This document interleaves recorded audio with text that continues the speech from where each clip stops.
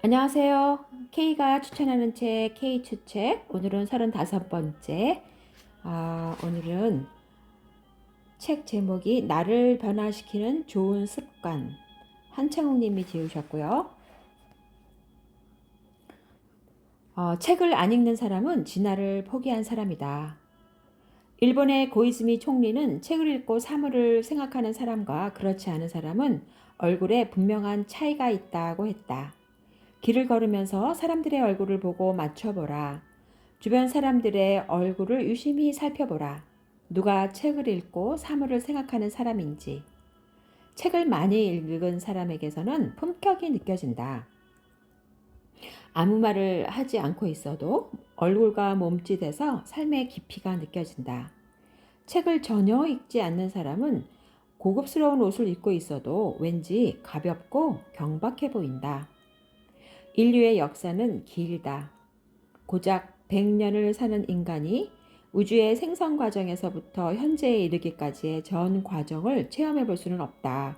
그러나 책을 통하면 간접 체험이 가능하다. 내가 어떻게 해서 여기 서 있는지를 가늠해 볼 수 있다.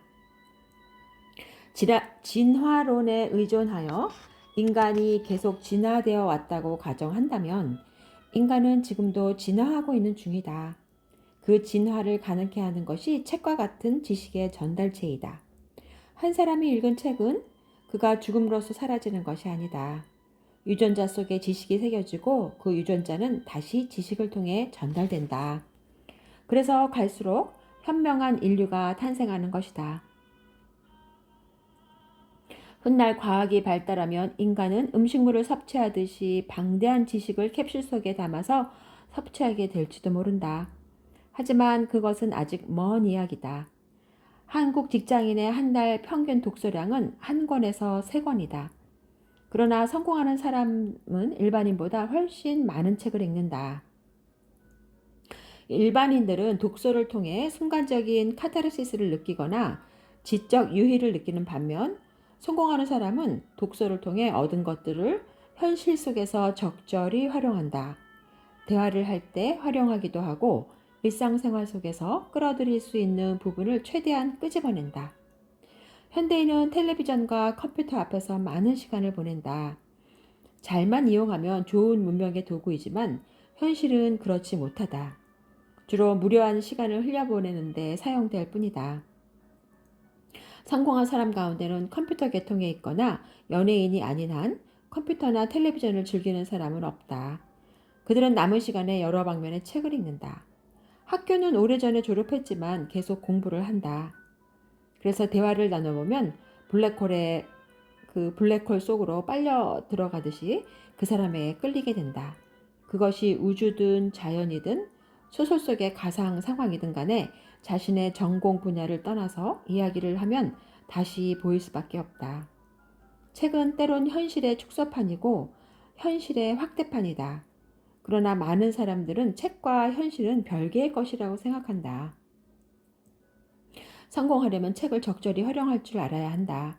혼자서 공부하면 10년은 해야 알게 될 것을 단 사흘 만에 알게 해주니 얼마나 고마운 일인가. 아주 적은 돈으로 지구 저편의 전문가를 만나게 해주니 얼마나 편리한가. 책을 읽고 계속 진화해 나가라. 정보화 시대에서의 성공은 진화한 사람들의 몫이다.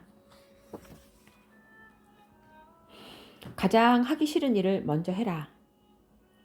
시험 공부를 할 때 대체적으로 성적이 중하위권인 학생은 좋아하는 과목부터 공부한다. 그러나 시간에 쫓기면 싫어하는 과목은 과감하게 포기해버리고 시험을 본다. 그러니 시험이 싫고 시험을 봐도 자신이 생길 일이 만무하다. 성적이 상위권인 학생은 싫어하는 과목부터 공부한다. 평상시에 처진다고 생각했던 과목부터 점령해 나간다. 끝내고 나면 자신감이 생겨서 나머지 과목을 공부하는 건 땅 짚고 헤엄치기다. 일을 할 때도 마찬가지다. 주인의식이 부족한 사람은 일 처리 순서를 떠나서 자기가 좋아하는 일부터 처리한다. 싫어하는 일을 최대한 뒤로 미룬다. 그렇게 며칠 지나다 보면 모든 일이 엉망진창이 된다. 주인의식이 확실한 사람은 가장 하기 싫은 일부터 해치워버린다. 그런 다음 홀가분하게 다른 일을 처리한다. 일하는 보람도 느끼면서 일의 능률도 오른다. 어떤 분야에서 일을 하든 간에 자신의 일이든 남의 일이든 간에 성공하는 사람은 주인의식이 확실하다. 시간제 아르바이트라고 해서 시간만 때우는 사람은 나중에 자기 사업을 해도 불성실하다. 시험 문제에도 난이도가 있듯 일에도 어렵고 쉬운 일이 있다. 여러 사람이 하기 싫어하는 일은 되게 어려운 일이다. 입맛에 당긴다고 해서 사탕이나 초콜릿만 먹는 건 아이들이다. 즐겁다고 해서 좋아하는 일만 한다면 그 사람은 몸만 어른이지 어린아이와 별반 다를 바 없다. 귀찮더라도 하기 싫은 일을 먼저 처리하는 습관을 길러야 한다. 그래야 면역력이 생겨서 웬만한 일은 일 같아 보이지 않는다. 사람을 만나는 일도 마찬가지다. 여러 사람을 만나야 한다면 싫은 사람부터 먼저 공략해야 한다. 좋아하는 사람을 만나러 갈 때 당신은 무방비 상태일 것이다. 사실 그래 갖고는 기대 이상의 효과를 거두기 힘들다. 반면 싫어하는 사람을 만나러 갈 때는 나름대로 치밀한 준비를 할 것이다. 일 때문이라면 싫어하는 사람이든 좋아하는 사람이든 간에 나름대로 사전 준비를 하고 만나야 한다. 좋아하는 사람을 공략하는 일은 누구나 할 수 있다. 성공이냐 실패냐를 가리는 것은 싫어하는 사람을 어떻게 효과적으로 공략하느냐에 있다. 적군을 아군으로 끌어들일 수 있다면 그 싸움은 해보나 마나다. 전쟁에서 아군을 독려하는 것도 중요하지만 적군을 아군으로 포섭하는 일은 그 못지않게 중요하다. 최근 걸프만 전쟁에서도 미국은 이라크를 공격하는 한편 이라크의 주요 인사들을 포섭했다. 미국의 폭격이 효과를 거둘 수 있었던 것도 정확한 정보를 사전에 입수했기 때문이다. 하기 싫은 일은 먼저 하고 싫어하는 사람을 먼저 만나라. 대신 무작정 찾아가지 말고 만나기 전에 사전 작업을 해라. 주변을 통해 그 사람의 최근 동향이나 심리 상태를 파악한 후 만나면 원하는 방향대로 일을 잘 풀어나갈 수 있다. 거기다가 미리 자신에 대한 좋은 이미지를 심어놓는다면 효과적으로 일을 처리할 수 있다.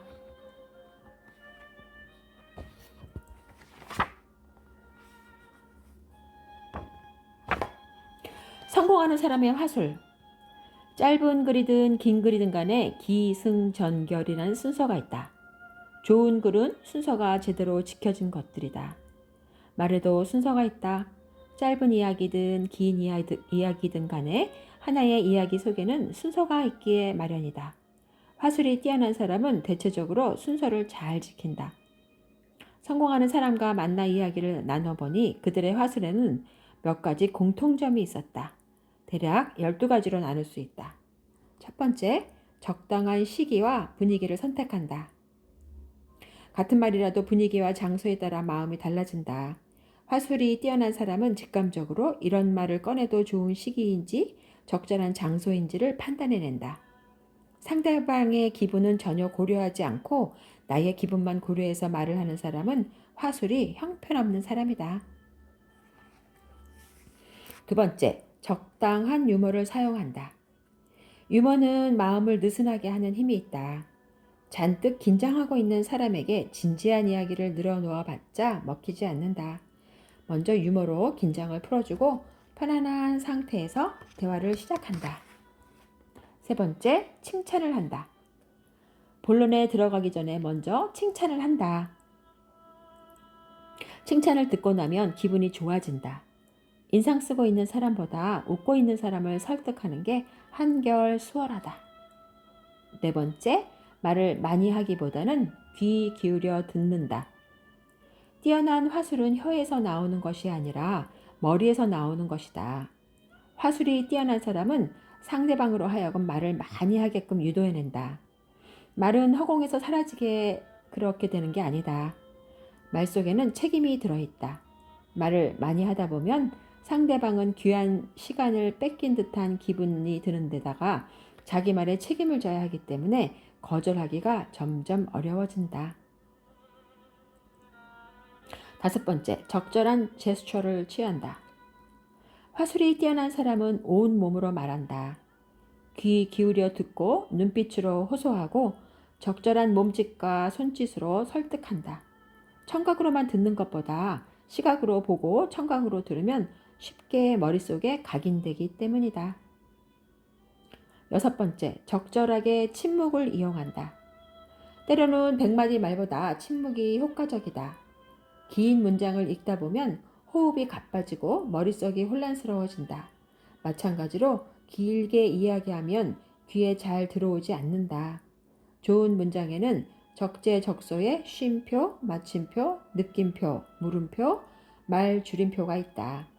대화할 때도 마찬가지이다. 7번째, 화가 나거나 불평을 늘어놓을 때 말을 천천히 한다. 화가 난 사람도 말을 하다 보면 흥분이 점점 가라앉는다. 그러나 대화 속도가 빨라지면 점점 더 흥분할 수도 있다. 상대방의 속도를 늦추게끔 천천히 말을 한다. 8번째, 생생한 비유를 한다. 아이들이 할아버지의 이야기를 지루해하는 것은 식상한 표현이 대부분이기 때문이다. 화술이 뛰어난 사람은 상대방의 직업이나 상대방이 처한 환경과 관련된 생생한 비유를 한다. 그래야 쉽게 납득하기 때문이다. 9번째, 희망을 준다. 그것이 경제적인 이익이든 명예나 출세에 관련된 것이든 간에 희망을 주어서 마음을 움직인다. 10번째, 인간성으로 승부한다. 말만 앞세우는 사람은 훌륭한 미사여구를 늘어놓아도 상대방을 휘어잡지 못한다. 진심으로 느껴지지 않기 때문이다. 화술이 뛰어나려면 일단 인간성이 좋아야 한다.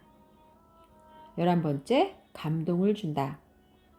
불가능해 보이는 일도 상대를 감동시키면 간단히 해결된다. 한번 감동하면 그 사람을 영원히 잊지 못한다.